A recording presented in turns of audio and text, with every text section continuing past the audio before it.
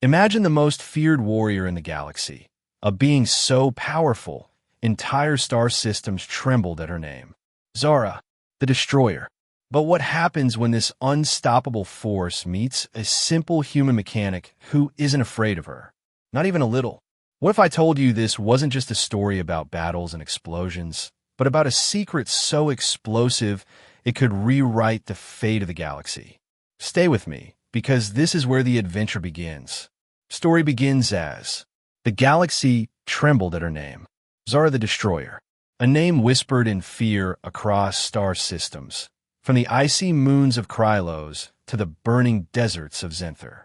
She was a warrior unlike any other, tall, with shimmering silver skin that reflected the light of 1,000 stars, glowing violet eyes that seemed to pierce through the soul, and a pair of curved horns that looked like they could carve through the hull of a starship.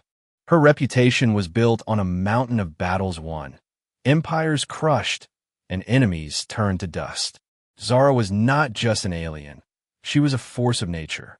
Her ship, the Obsidian Blade, was a sleek, black vessel that could outrun light itself. Her weapon of choice, the Void Scythe, hummed with deadly energy, capable of slicing through starship armor like butter. She was unstoppable, unbeatable, or so everyone thought. One day, Zara set her sights on a small human colony on the edge of the Milky Way. It was a quiet, unremarkable place, just a cluster of domed habitats and a few rusted ships docked in a makeshift spaceport. The colony was barely a blip on the galactic map, but Zara didn't care. She was bored, and when Zara was bored, things tended to explode. As the Obsidian Blade descended from the sky, the colonists scrambled in panic. Alarms blared, and people ran for cover. Zara stepped out of her ship, her scythe glowing in her hand, her silver armor gleaming under the colony's artificial sun.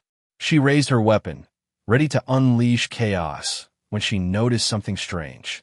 In the middle of the town square, a man stood calmly, holding a wrench in one hand and a cup of coffee in the other. He didn't run. He didn't scream. He just looked at her, sipped his coffee, and said, "We're going to scratch the paint on my ship if you keep waving that thing around." Zara froze. No one had ever spoken to her like that before. Her violet eyes narrowed as she took a step closer, her scythe humming dangerously. "Do you know who I am?"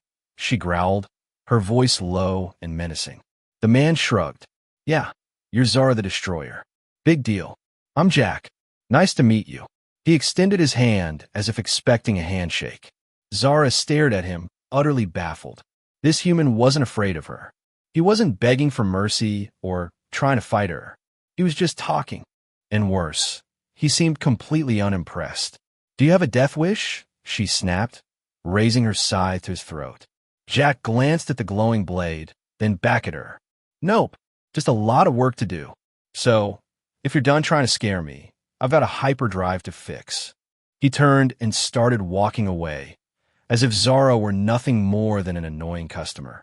For the first time in her life, Zara felt uncertain. This human wasn't reacting the way he was supposed to. He wasn't cowering or running. He was just ignoring her. And for some reason, that bothered her more than any battle she had ever fought. "Wait," she called out, her voice sharp and commanding. Jack stopped and turned around, raising an eyebrow. "Yeah. Why aren't you afraid of me?" she demanded, her violet eyes blazing. Jack chuckled. "Lady, I've been chased by debt collectors, angry customers, and a very persistent space raccoon. You're just another problem to solve." He took another sip of his coffee and walked off, leaving Zara standing in the middle of the square, her scythe still glowing, but her confidence wavering. Little did Zara know, this encounter was just the beginning. Jack Thompson, the unassuming mechanic, was about to change her life in ways she could never have imagined. And deep within her, a secret lay buried, a truth so powerful it could shake the very foundations of the galaxy. But that's a story for another time. For now, Zara had a choice to make: destroy the colony as planned, or follow the strange human who didn't fear her. Zara stood in the middle of the colony's square, her scythe still glowing in her hand, but her focus was no longer on destruction. Her violet eyes followed Jack as he walked away, his tool belt jingling with every step. She couldn't understand it. This human, this mechanic, had looked her in the eye, spoken to her like she was nothing more than a nuisance, and then simply walked off. It was infuriating, and yet something about him intrigued her. Against her better judgment, she decided to follow him. Jack led her to a small, cluttered workshop at the edge of the colony. The place was a mess, tools scattered everywhere, half-fixed machines piled in corners, and a faint smell of oil and burnt wires in the air. Jack tossed his wrench onto a workbench and turned to face her, crossing his arms. "So, what do you want?" he asked, his tone casual, as if he were talking to a neighbor and not the most feared warrior in the galaxy. Zara hesitated. She wasn't used to being questioned. "You said my weapon was overheating," she said finally, holding up her scythe. "Explain." Jack glanced at the scythe, then back at her. "You really don't know?" he asked, raising an eyebrow. "That thing's got a cooling system, right? Probably some kind of energy converter to keep it from melting itself. But it's not working right. See that red glow near the hilt? That's a sign of overheating. If you keep using it like that, it's going to blow up in your face." Zara looked down at her scythe. Sure enough, there was a faint red glow near the hilt. She had never noticed it before. "How do you know that?" she demanded, her voice sharp. Jack shrugged. "I fix things. It's what I do." He walked over to a nearby shelf, rummaged through a pile of parts, and pulled out a small, cylindrical device. "Here," he said, tossing it to her. "That's a portable cooling unit. Hook it up to your scythe, and it'll buy you some time. But if you want it fixed properly, you're going to need to let me take a closer look." Zara caught the device and turned it over in her hands. It was small, unassuming, and yet it held the potential to save her weapon, and possibly her life. She looked up at Jack, her expression unreadable. "Why are you helping me?" she asked. Jack leaned against the workbench, his arms still crossed. "Because everyone deserves a second chance," he said simply. "Even you." Zara stared at him, her mind racing. No one had ever spoken to her like this before. No one had ever offered to help her without expecting something in return. For the first time in her life, she felt uncertain. "I don't need your help," she said finally, her voice cold. Jack shrugged again. "Suit yourself.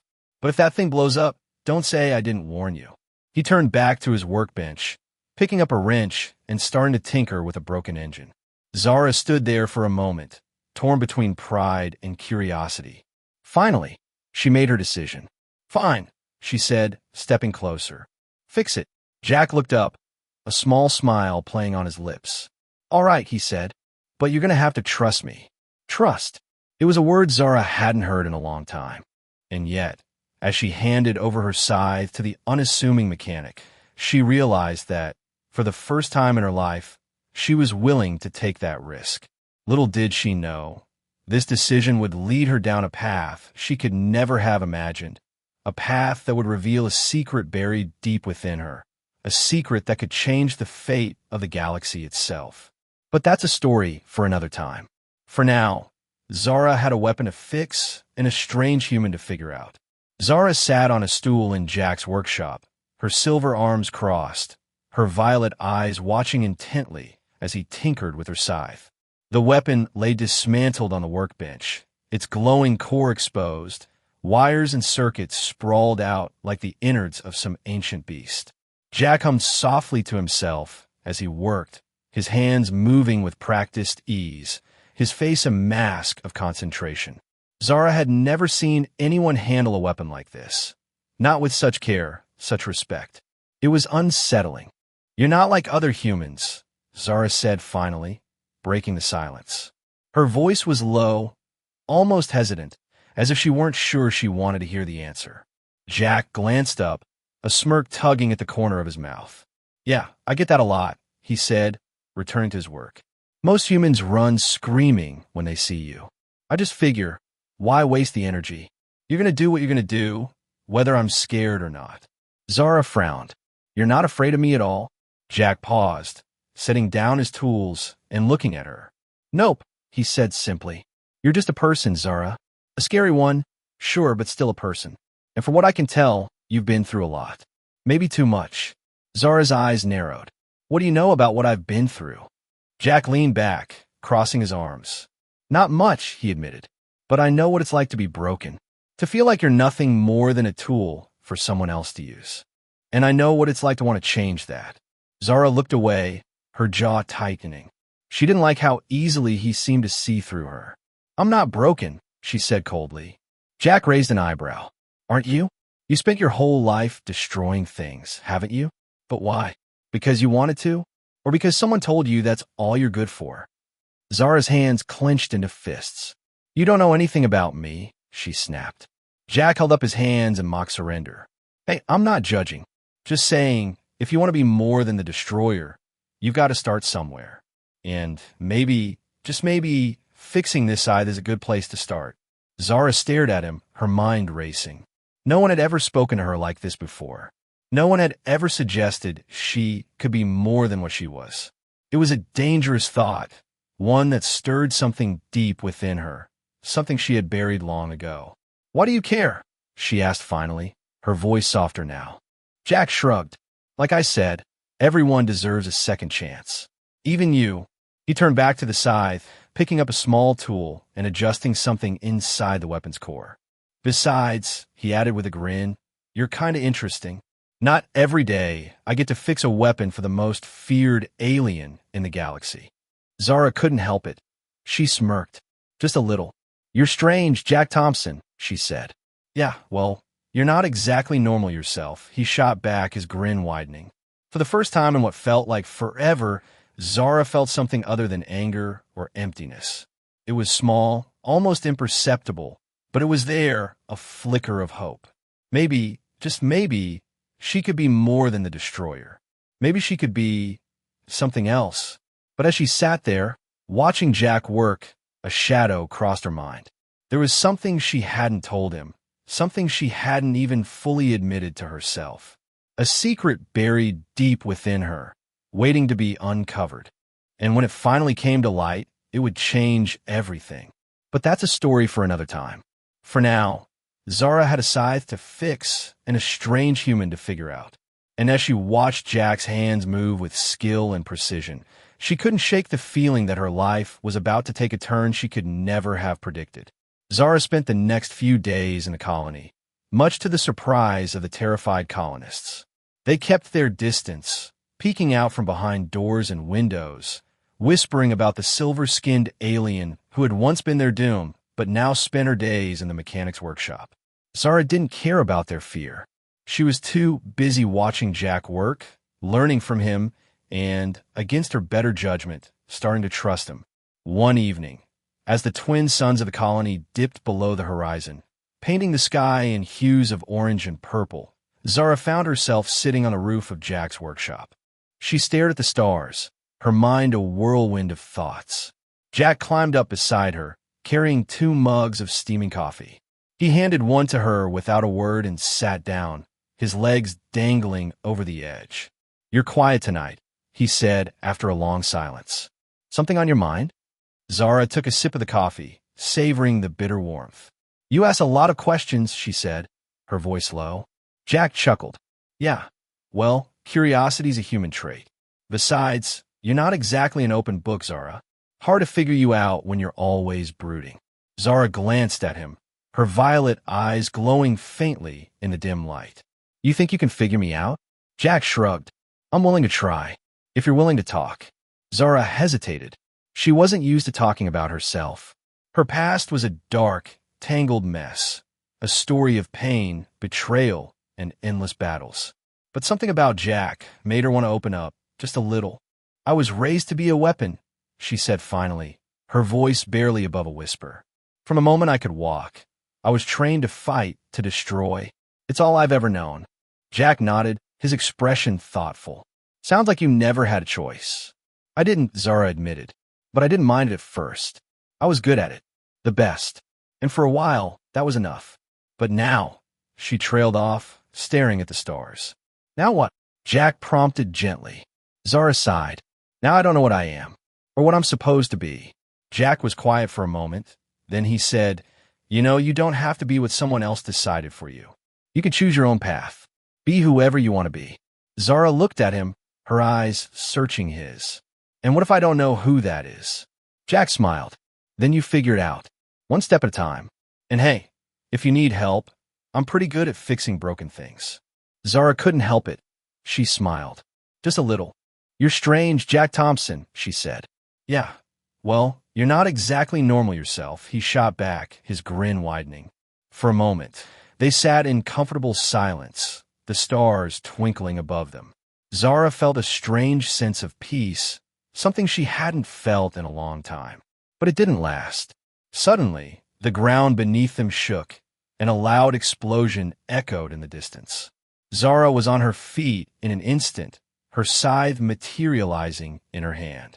Jack stood beside her, his eyes scanning the horizon. What was that? He asked, his voice tense.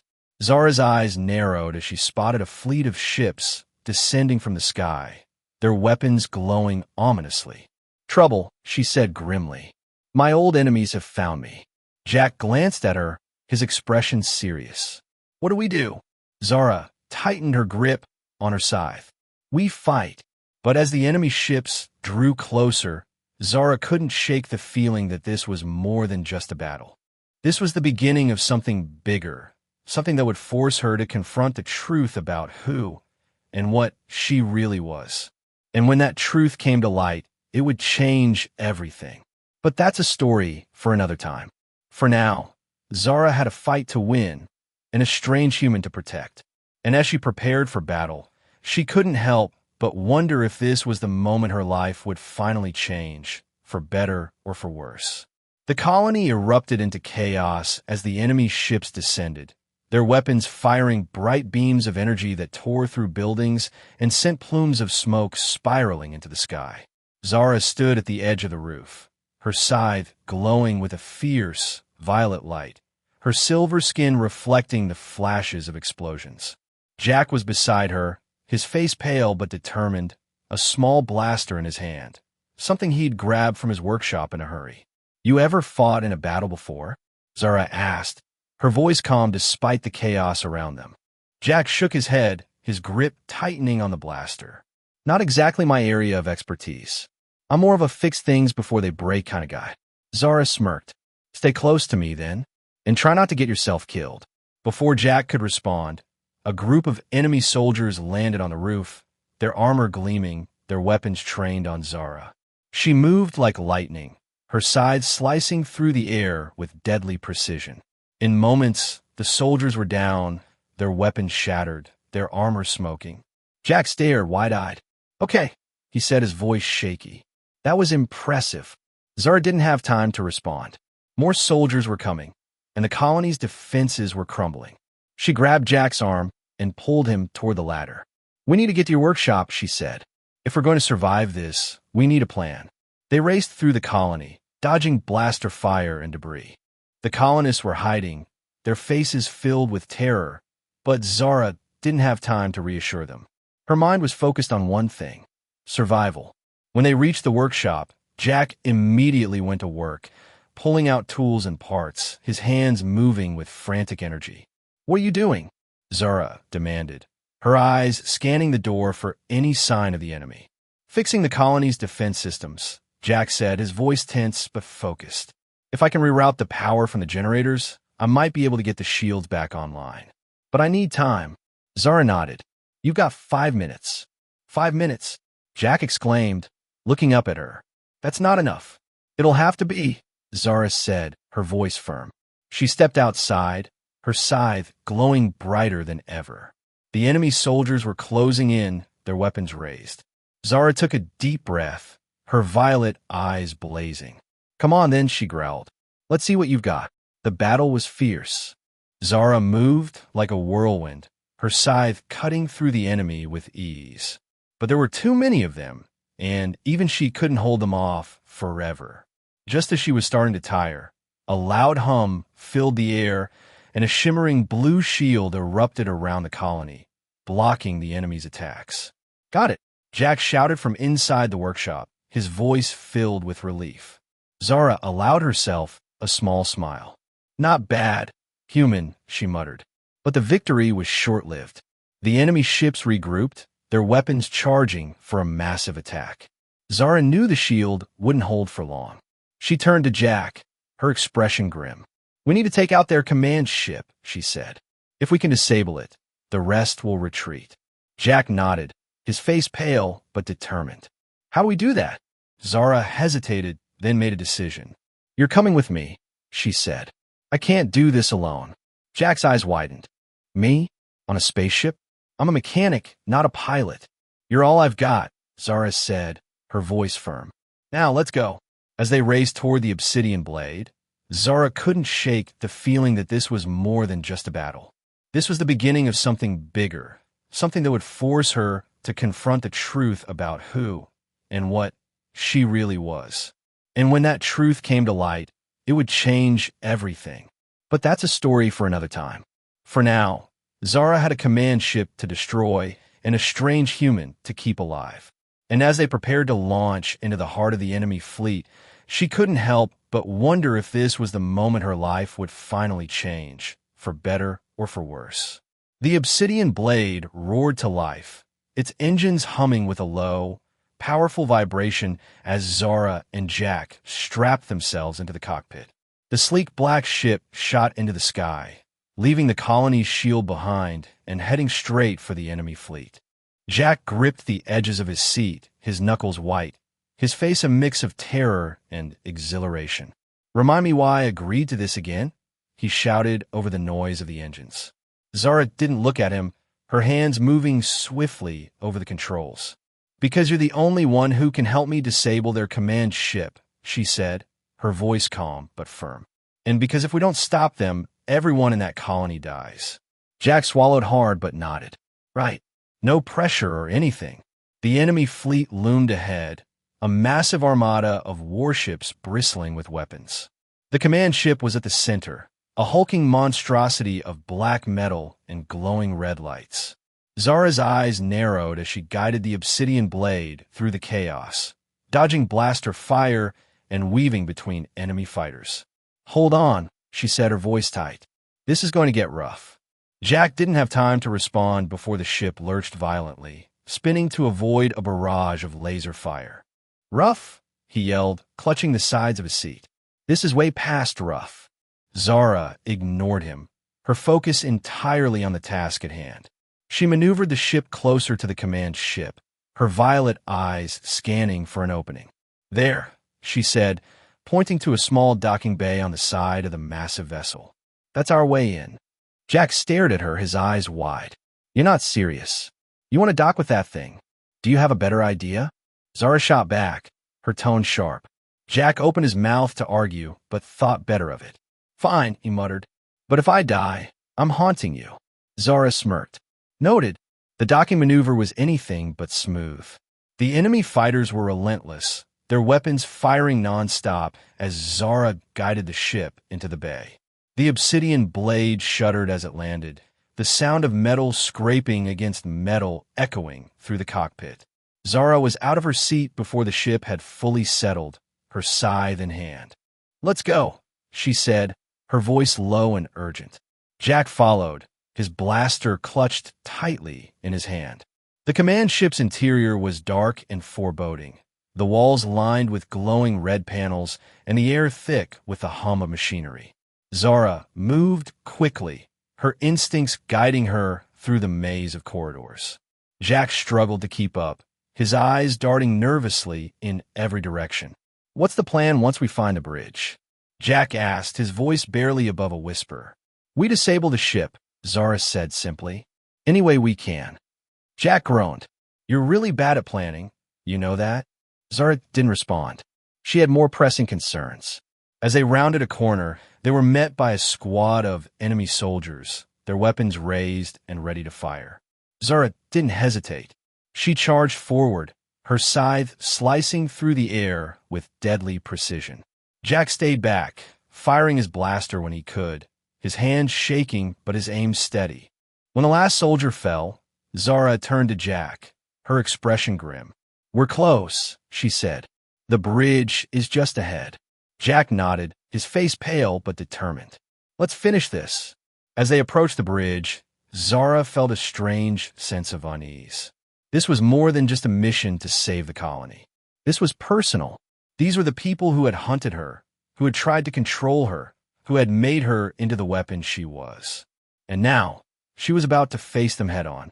But as they burst onto the bridge, weapons raised, Zara froze. Standing in the center of the room was a figure she recognized, a figure she had thought was long gone. Her eyes widened in shock, her grip on her scythe tightening. "You," she whispered, her voice filled with a mix of anger and disbelief. The figure turned, a cold smile spreading across their face. "Hello, Zara," they said. "Did you really think you could escape me?" Jack looked between them, his confusion evident. "Zara? Who is this?" Zara didn't answer. Her mind was racing, her heart pounding in her chest. This wasn't just an enemy. This was someone from her past, someone who knew the truth about her. And as the figure stepped closer, their eyes gleaming with malice, Zara realized that this battle was far from over. But that's a story for another time. For now, Zara had a choice to make: face her past and risk everything, or run and leave the colony, and Jack to their fate. And as she stood there, her scythe glowing in her hand, she knew that whatever she decided, nothing would ever be the same again. The figure on the bridge stepped into the light, revealing a face Zara had hoped never to see again. It was Kale, her former mentor, the one who had molded her into the weapon she had become. His silver skin was marked with scars, his violet eyes cold and calculating, and his voice carried a tone of mocking familiarity. "Did you really think you could run forever, Zara?" he said, his lips curling into a cruel smile. "You belong to me. You always have." Zara's grip on her scythe tightened, her knuckles turning white. "I don't belong to anyone," she growled, her voice low and dangerous. "Not anymore." Jack stood beside her, his blaster raised, but his eyes darting between Zara and Kale. "Zara, care to fill me in?" he asked, his voice tense. "Not now, Jack." Zara snapped, her focus entirely on Kale. "Stay back." Kale chuckled, a sound that sent a chill down Jack's spine. "Is this your new pet, Zara? A human? How quaint." He took a step closer, his eyes narrowing. "But you and I both know he's nothing more than a distraction. You can't escape what you are." Zara's heart pounded in her chest, her mind racing. Kale knew the truth, the secret she had buried deep within herself. He knew what she was capable of, what she had been created to do. And if he revealed it now, in front of Jack, everything would change. "I'm not what you made me," she said, her voice trembling with anger. "I'm more than that." Kale's smile widened. "Are you? Then prove it." He raised his hand, and the bridge's control panels lit up, the ship's weapons charging. "The colony shield won't hold much longer. In a few moments, it will be gone, and your little friends will be wiped out. Unless, of course, you stop me." Zara didn't hesitate. She charged forward, her scythe glowing with a fierce violet light. Kale met her head-on, his own weapon, a jagged blade of black energy, clashing against hers with a deafening roar. The force of the impact sent shockwaves through the bridge, knocking Jack off his feet. He scrambled to his knees, his blaster still in hand, but the fight was moving too fast for him to keep up. Zara and Kale moved like shadows, their weapons a blur of light and darkness. Every strike was precise, every move calculated. But Zara could feel herself tiring. Kale was stronger, faster, and he knew her every weakness. "You can't win, Zara," he taunted, his voice dripping with malice. "You were never meant to." Zara's eyes flicked to Jack, who was frantically working at one of the control panels, his hands moving with desperate speed. "Jack, what are you doing?" she shouted, dodging another strike from Kale. "Buying us some time." Jack yelled back, his voice strained. "Just keep him busy." Zara didn't have time to argue. She threw herself back into the fight, her scythe slicing through the air with renewed determination. But Kale was relentless. He disarmed her with a swift strike, sending her scythe clattering to the ground. Zara stumbled, her breath coming in ragged gasps, as Kale loomed over her, his blade raised for the final blow. "Goodbye, Zara," he said, his voice cold. But before he could strike, a loud hum filled the air, and the ship's systems began to shut down. Kale froze, his eyes widening in shock. "What did you do?" he snarled, turning to Jack. Jack stood at the control panel, a triumphant grin on his face. "I rerouted the power," he said, his voice filled with pride. "Your ship's dead in the water, and so are you." Kale roared in anger, but Zara was already moving. She grabbed her scythe and drove it through his chest, her violet eyes blazing with fury. Kale staggered back, his weapon slipping from his grasp, his face a mask of disbelief. "You can't," he gasped, collapsing to the ground. Zara stood over him, her chest heaving, her scythe still glowing in her hand. "I'm not your weapon anymore," she said, her voice cold and final. As Kale's body went still, the ship began to shake, the power core destabilizing. Jack ran to Zara's side, his face pale. "We need to go. Now." Zara nodded, and together they raced back to the obsidian blade, the ship trembling around them. They barely made it out before the command ship exploded, the shockwave sending their ship spiraling through space. When they finally stabilized, Jack let out a breath he didn't realize he'd been holding. "We did it," he said, his voice filled with disbelief. Zara didn't respond. She stared out at the stars, her mind racing. Kale was gone, but his words still echoed in her mind. She had faced her past, but the truth about who and what she really was still lingered, a secret she had yet to fully confront. But that's a story for another time.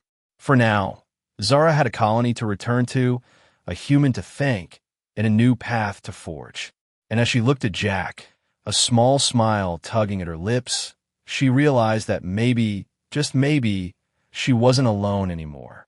Here is the story ends. If you enjoyed and want to watch more thrilling sci-fi adventures, make sure to subscribe to the channel, dive into epic battles, explore distant galaxies, and join brave heroes as they fight for survival against impossible odds. Let us know in comments if you want next chapters to publish soon. Hit that subscribe button, turn on notifications, and become part of the journey. Together, we'll keep the last light burning. Subscribe now and let the adventure continue.